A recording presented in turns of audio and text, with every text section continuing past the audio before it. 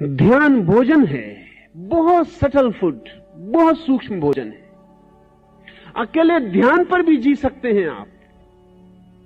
इसलिए जब कभी कोई प्रेम में पड़ता है तो भूख कम हो जाती है। आपको पता है, अगर कोई आपको बहुत प्रेम करता है तो भूख एकदम कम हो जाती है। क्यों कम हो जाती है? जब कोई प्रेम करता है, प्रेम का मतलब ही क्या है कि कोई आप पर ध्यान देता है, और मतलब क्या है? और जब कोई आप पर ध्यान नहीं देता, आपको पता है मनोवैज्ञानिक कहते हैं कि जब कोई ध्यान नहीं देता तब लोग ज्यादा भोजन करने लगते हैं।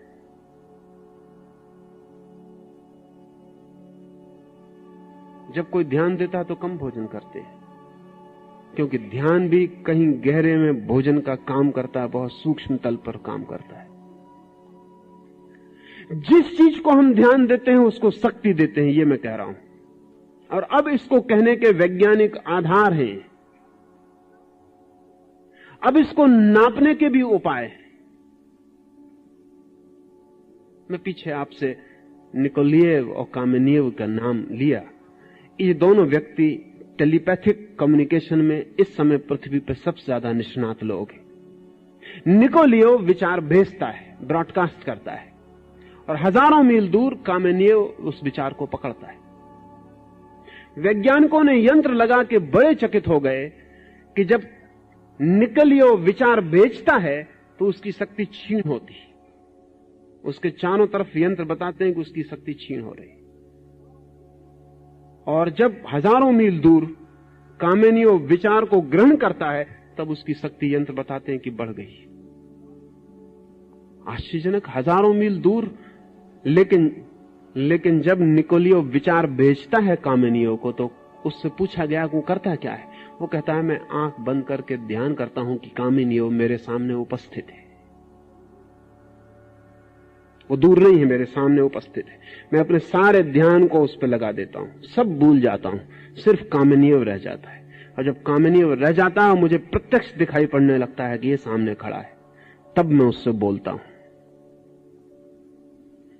ध्यान, वो अटेंशन दे रहा है, तो उसकी ऊर्जा हजारों मील दूर बैठे हुए व्यक्ति को उपलब्ध हो जाती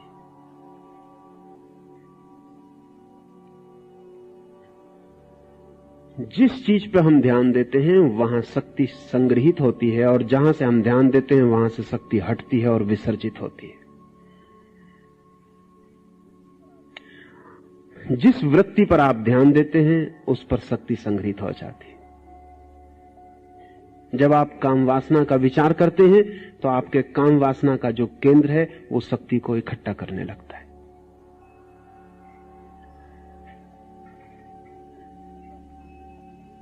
जिस चीज पर आप ध्यान देते हैं वो वृत्ति का केंद्र आपके भीतर शक्ति को इकट्ठा कर लेता है। आप ही शक्ति देते हैं ध्यान देकर, फिर वो केंद्र शक्ति से भर जाता है तो उस शक्ति से मुक्त होना चाहता है, क्योंकि बोझिल हो जाता है। ये जाल है आदमी के भीतर। लेकिन काम वासना पर ध्यान दो तरह से दिया जा सकता है। एक कि आप काम वासना में रस लें तो भी ध्यान दिया जा सकता है। तो प्रकृतस्थ नेचुरल काम वासना आप में घनीभूत होगी, नैसर्गिक काम वासना आप में शक्तिशाली हो जाएगी। एक विकृत ध्यान दिया जा सकता है। एक आदमी काम वासना पर ध्यान देता है कि मुझे काम वासना से लड़ना है, मुझे काम वासना को भीतर प्रविष्ट नहीं होने देना है, वो भी ध्यान दे रहा है। उसका भी काम का सेंटर, सेक्स सेंटर शक्ति को इकट्ठा कर लेता है। अब बड़ी मुश्किल होती है, क्योंकि जो नैसर्गिक काम वासना को ध्यान देता है वो तो नैसर्गिक रूप से शक्ति उसकी विसर्जित हो जाएगी। लेकिन जो विसर्जित नहीं करना चाहता और ध्यान देता है, इसका क्या होगा? इसकी शक्ति विकृत रूप लेना शुरू करेगी, ये विसर्जित हो नहीं सकती। ये शरीर के दूसरे अंगों में प्रवेश करेगी और उनको विकृत करने लगेगी। ये चित्त के दूसरे स्नायुओं में प्रवेश करेगी और उनको विकृत करने लगेगी। ये आदमी भीतर से उलझता जाएगा और जाल में फंसता जाएगा अपनी ही दी गई शक्ति से। ऐसा हुआ कि हम एक वृक्ष को पानी दिए जाते हैं और प्रार्थना किए जाते हैं कि वृक्ष बड़ा ना हो। ये वृक्ष बड़ा ना हो प्रार्थना किए जाते हैं और पानी दिए जाते हैं। जिस वृत्ति को आप ध्यान देते हैं, चाहे पक्ष में चाहे विपक्ष में, आप उसको पानी और भोजन देते हैं। तप का मूल सूत्र यही है कि ध्यान कहीं और दो, जहां तुम शक्ति को इकट्ठा करना चाहते हो वहां मत दो, ध्यान ही उठाओ ऊपर। अगर काम वासना से मुक्त होना है तो काम वासना पर ध्यान ही मत दो, पक्ष में भी नहीं विपक्ष में भी नहीं, लेकिन ध्यान आपको देना ही पड़ेगा, क्योंकि ध्यान आपकी शक्ति है, वो काम मांगती है। तो तप का मूल सूत्र यह है कि ध्यान के लिए नए केंद्र निर्मित करो। नए केंद्र आदमी के भीतर हैं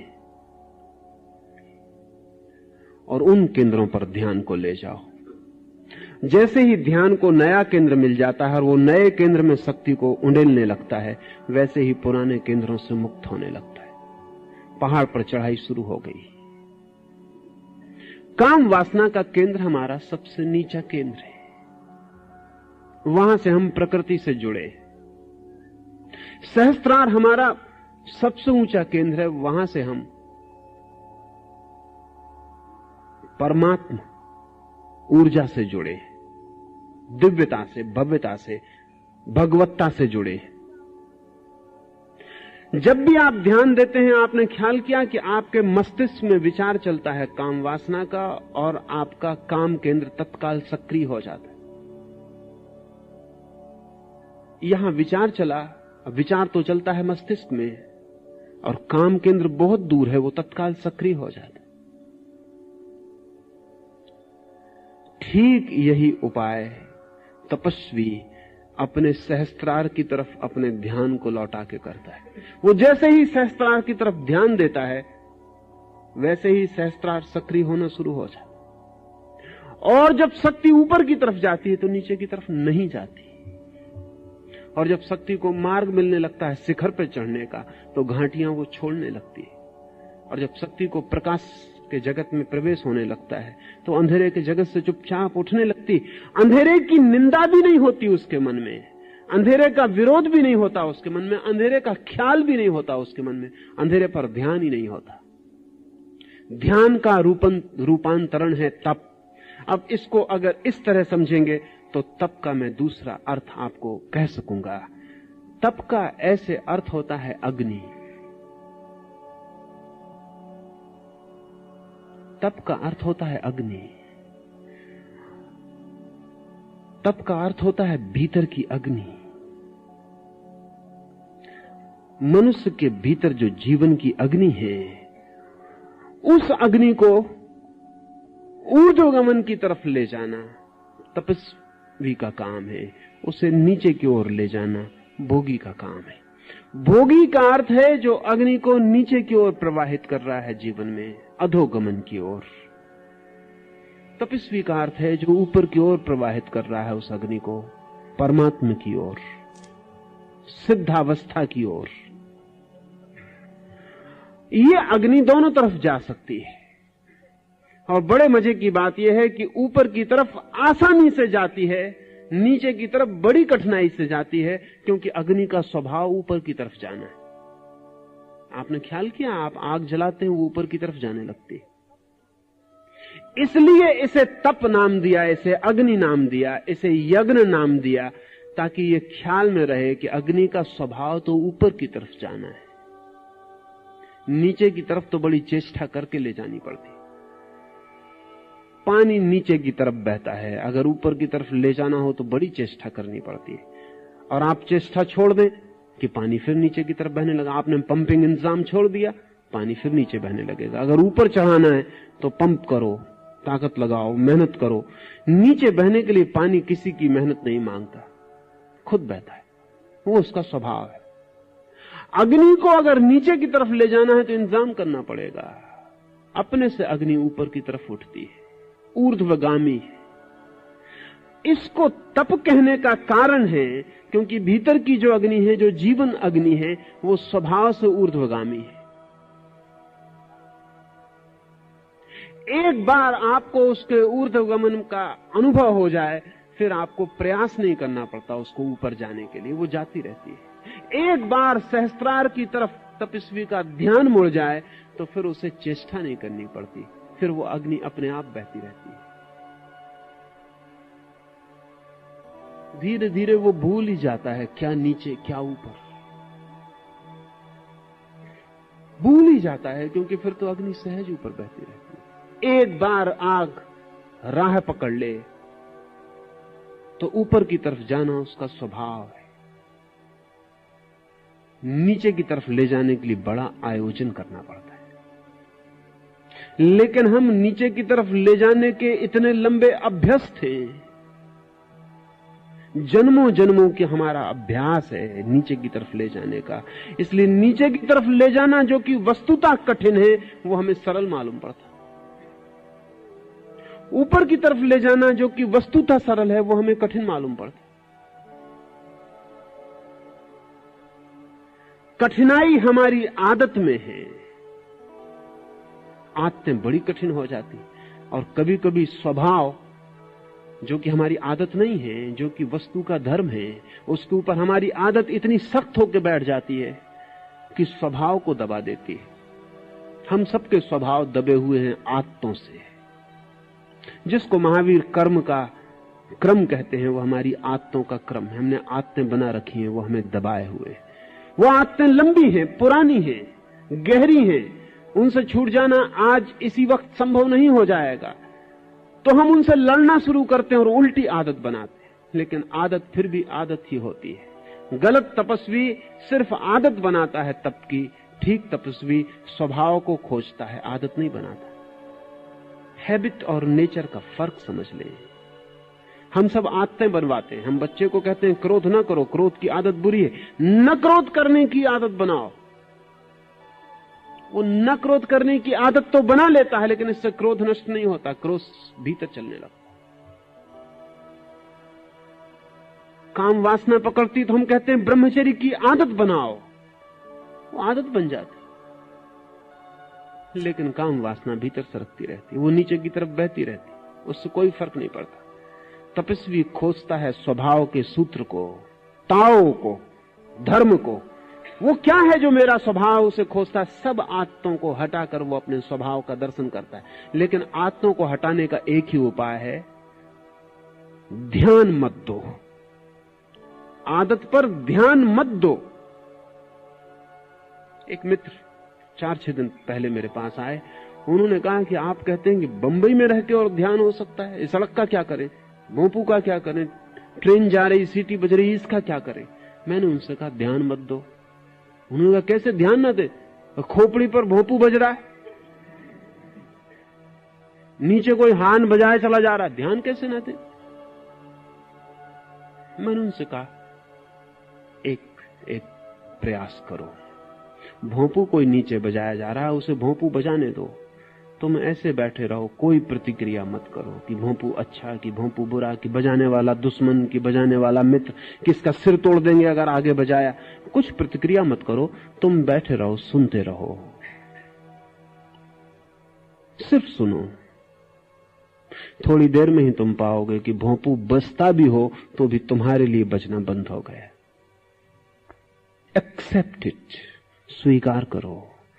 जिस आदत को बदलना हो उसे स्वीकार कर लो, उससे लड़ो मत, स्वीकार कर लो। जिसे हम स्वीकार कर लेते हैं उस पर ध्यान देना बंद हो जाता है। क्या आपको पता है, किसी स्त्री के आप प्रेम में हो, उस पर ध्यान होता है, फिर विवाह करके उसको पत्नी बना लिया, फिर वो स्वीकृत हो गई, फिर ध्यान बंद हो जाता है। जिस चीज को हम स्वीकार कर लेते हैं, एक कार आपके पास नहीं, वो सड़क पर निकलती है चमकती हुई, ध्यान खींचती है, फिर आपको मिल गई, फिर आप उसमें बैठ गए, फिर थोड़े दिन में आपका ख्याल ही नहीं आता कि वो कार भी है चारों तरफ जो ध्यान को खींचती, तो वो स्वीकार हो गई। जो चीज स्वीकृत हो जाती है उस पर ध्यान जाना बंद हो जाता है। स्वीकार कर लो, जो है उसे स्वीकार कर लो। अपने बुरे से बुरे हिस्से को भी स्वीकार कर लो। ध्यान देना बंद कर दो, ध्यान मत दो। उसको ऊर्जा मिलनी बंद हो जाएगी, वो धीरे धीरे अपने आप क्षीण होकर सिकुड़ जाएगी, टूट जाएगी, और जो बचेगी ऊर्जा उसका प्रवाह अपने आप भीतर की तरफ होना शुरू हो जाएगा। गलत तपस्वी उन्हीं चीजों पर ध्यान देता जिन पर भोगी देता। सही तपस्वी ठीक तप की प्रक्रिया ध्यान का रूपांतरण है। वो उन चीजों पर ध्यान देता है जिन पर न भोगी ध्यान देता न तथाकथित त्यागी ध्यान देता। वो ध्यान को ही बदल देता है। और ध्यान हमारे हाथ में है। हम वहीं देते हैं जहां हम देना चाहते हैं। अभी यहां बैठे हैं, आप मुझे सुन रहे हैं। अभी यहां आग लग जाए मकान में, आप एकदम भूल जाएंगे कि सुन रहे थे, कि कोई बोल रहा था, सब भूल जाएंगे। आग पर ध्यान दौड़ जाएगा,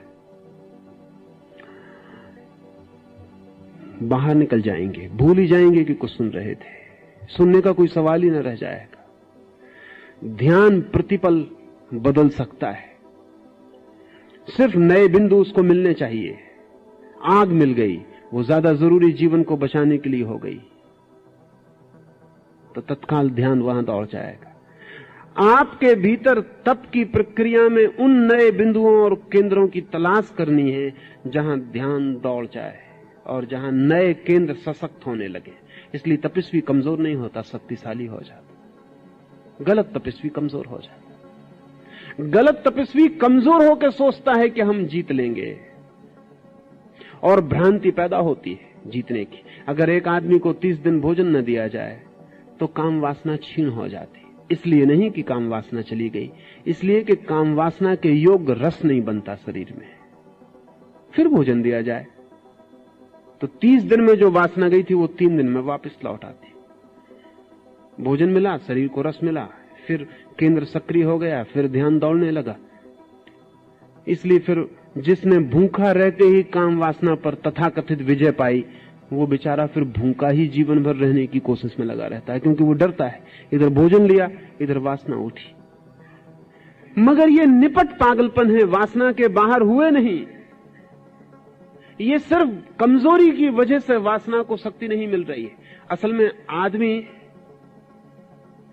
जितनी शक्ति पैदा करता है उसमें कुछ तो जरूरी होती है जो उसके रोज के काम में समाप्त हो जाती है। एक खास मात्रा की कैलोरी उसके रोज के काम में, उठने में, बैठने में, नहाने में, खाने में, पचाने में, दुकान में आने में जाने में व्यय हो जाती, सोने में व्यय हो जाती। उसके अतिरिक्त जो बचती है वो उस केंद्र को मिल जाती जिस पे आपका ध्यान है। द सुपरफ्लुअस, जो अतिरिक्त है। अगर समझ लें कि 1000 कैलोरी मान लें कि आपके रोजमर्रा के काम में खर्च होती है, और आपके भोजन और आपकी व्यवस्था से आपको 2000 कैलोरी शक्ति शरीर में पैदा होती है, तो आपका ध्यान जिस केंद्र पर होगा 1000 कैलोरी जो शेष बची है उस केंद्र पर दौड़ जाएगी। उसको कोई रास्ता नहीं, ध्यान ही रास्ता है। ध्यान ही एरो है जिससे वो जाएगी। उसको और कुछ पता नहीं कहां जाना है। आपका ध्यान उसको खबर देता है कि यहां जाना है, वो वहां चली जाती है। अब अगर आपको झूठे तप में उतरना है तो आप भोजन इतना कर दें कि 1000 कैलोरी से ज्यादा आपके भीतर पैदा ना हो। फिर आपको ब्रह्मचर्य सधा हुआ मालूम पड़ेगा, क्योंकि आपके पास अतिरिक्त शक्ति बचती नहीं जो कि सेक्स के केंद्र को मिल जाए। 1000 शक्ति पैदा होती है, 1000 आप खर्च कर लेते। इसलिए तपस्वी खाना कम कर देता है, पैदल चलने लगता है, श्रम ज्यादा करने लगता है और खाना कम करता चला जाता है। ये दोहरी प्रक्रियाएं करता है ताकि शरीर में शक्ति कम हो और शक्ति व्यय ज्यादा हो। वो मिनिमम पर जीने लगता है। न होगी अतिरिक्त शक्ति, न वासना बनेगी, मगर इससे वो वासना से मुक्त नहीं होता। वासना अपनी जगह खड़ी, वासना का केंद्र प्रतीक्षा करेगा, अनंत जन्मों तक प्रतीक्षा करेगा। कहेगा कि जिस दिन शक्ति ज्यादा हो मैं तैयार हूं। ये सिर्फ भय में जीना है। इस जीने से कहीं कुछ उपलब्ध नहीं होता। इससे प्रकृति तो चूक जाती है, संस्कृति नहीं मिलती, सिर्फ विकृति मिलती है और एक भयभीत चेतना रह जाती है पीछे। नहीं, ये नहीं है मार्ग। ठीक पॉजिटिव ऑस्टेरिटी का, ठीक विधायक तप का मार्ग है। शक्ति पैदा करो, ध्यान रूपांतरित करो, ध्यान नए केंद्रों पर ले जाओ ताकि शक्ति वहां जाए। इसे हम धीरे धीरे जब और गहरे उतरेंगे ध्यान के परिवर्तन के लिए, तो ये प्रक्रिया ख्याल में आ सकेगी। लेकिन सबसे पहले तो ये ख्याल में ले लेना चाहिए कि मेरी अतिरिक्त शक्ति किस केंद्र से व्यय हो रही है।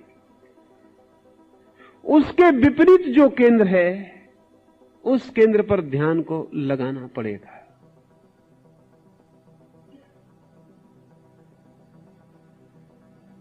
एक छोटी सी घटना और आज की बात मैं पूरी करूं।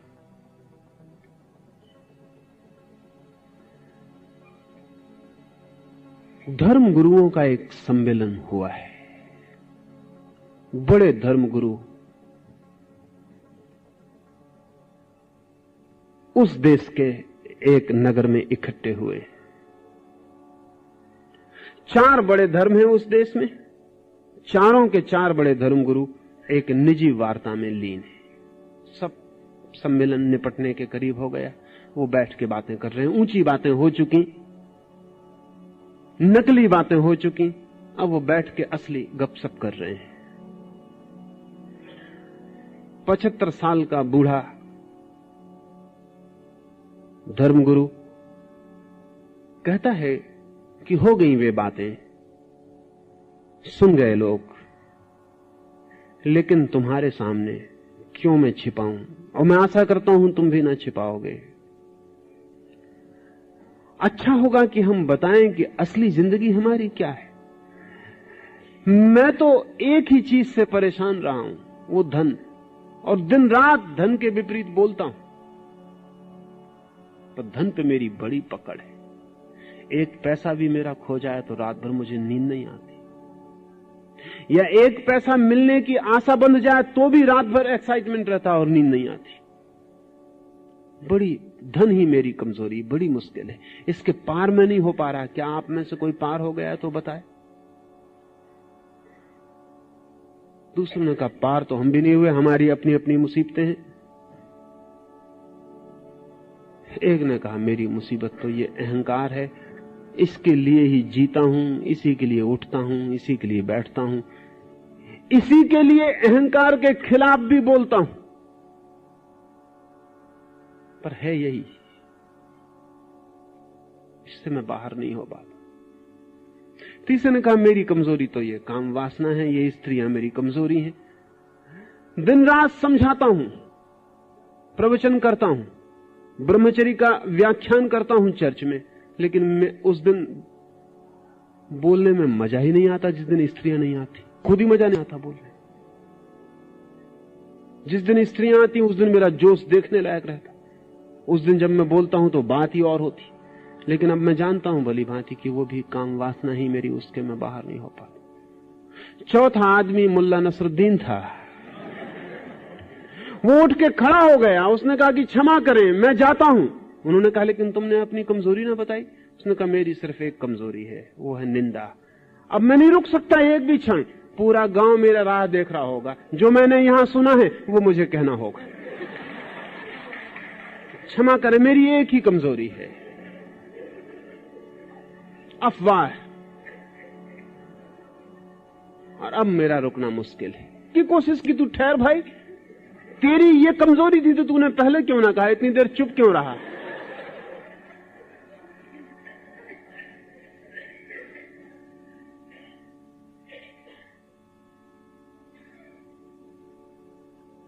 हर आदमी की कोई ना कोई कमजोरी है।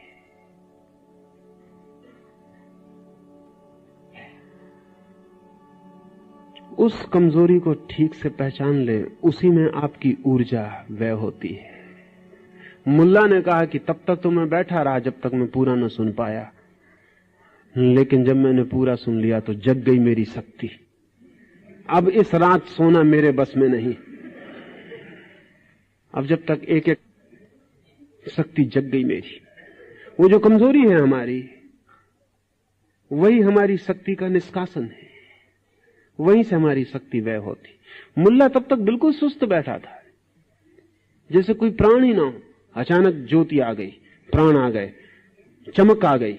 मुल्ला ने कहा कि गजब हो गया, कभी सोचा भी ना था कि इस कॉन्फ्रेंस में और ऐसा आनंद आने वाला है।